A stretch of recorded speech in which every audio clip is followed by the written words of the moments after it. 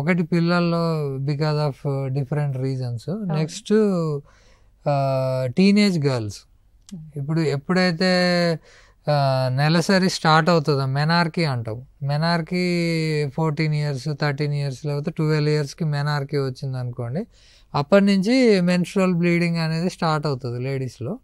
So వీళ్ళకు చెప్పినట్టు regular cycles వచ్చినా పర్లేదు, ఒకవేళ bleeding within 3 to 5 days bleeding ఉంటుంది, number of pads too much change చేయాల్సిన అవసరం పడట్లేదు అని అంటే కనుక ఇబ్బంది ఏం లేదు. కాకపోతే వీటిలో ఏదన్నా మనం అనుకున్నట్టు కాకుండా ఎక్కువ బ్లీడ్ అయిన వాళ్ళకు ఎనీమియా వచ్చే ఛాన్సెస్ ఉంటాయి. Next nutritional anaemias.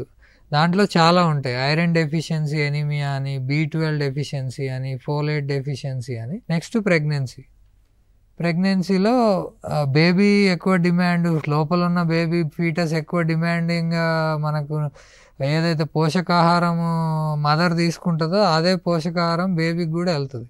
మొత్తం అంటే బేబీ గ్రోత్లో కాంప్రమైజ్ ఉండదు.